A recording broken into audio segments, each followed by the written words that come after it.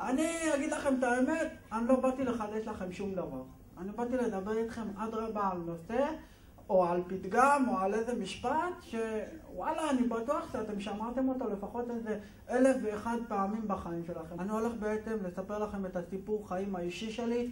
אתם תקשיבו, תתרשמו, כל אחת ואחת מכן תעשה את החשבונות שלה, ובסופו של דבר תחליטו האם יש או אין דבר העומד בפני הרצון, והאם אתם יכולות בעצם ללכת וליישם את זה על עצמכם. קוראים לי אביחי שלי, אני בן 25, אוטוטו בן 26.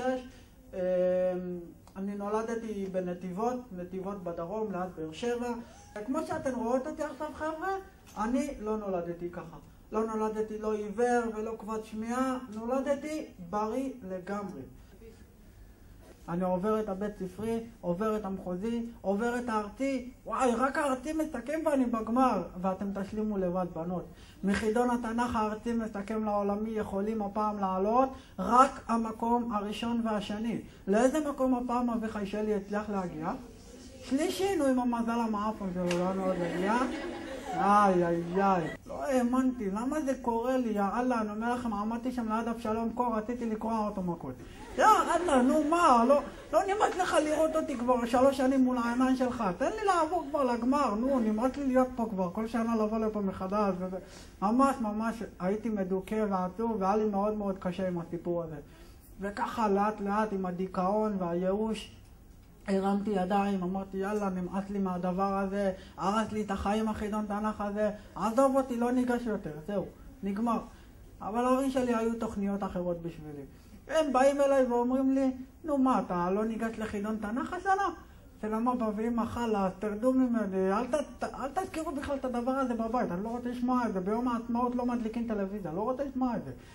נו, מה אתה נורמלי? אתה דפוק, נפלת על השכל, כל התנ"ך בראש לך, אתה יודע את הכל בעל פה, כל שנה אתה מתקדם שלב, תראו איך הם ירדו עליי, כל שנה אני מתקדם שלב. מזל שיש רק 5 שלבים, למה אם היה 8 שלבים מכיתה א' הייתי צריך להתמודד כדי להגיע לשם, בגלל שאני כל שנה עובר שלב. התחלנו לריב וזה, כל היום אנחנו רבים וצועקים, בשורה התחתונה הם אומרים לי, טוב, אתה לא ניגש לחידון תנ"ך? אל תדבר איתנו, סבבה? וזה לא רק אל תדבר איתנו, זה הרבה יותר גרוע מאל תדבר איתנו.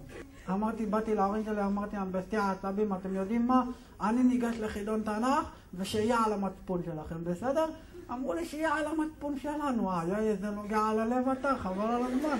יאללה תיגע, תפסיק לעשות עלינו פה זאת, אנחנו לא מתרגשים ממך באמת. טוב. אני ניגש, עובר את הבית ספרי, עובר את המחוזי, עובר את הארצי, ארצי מסכם, ברוך השם אני מקבל חתן תנ"ך ישראל, ושהחיינו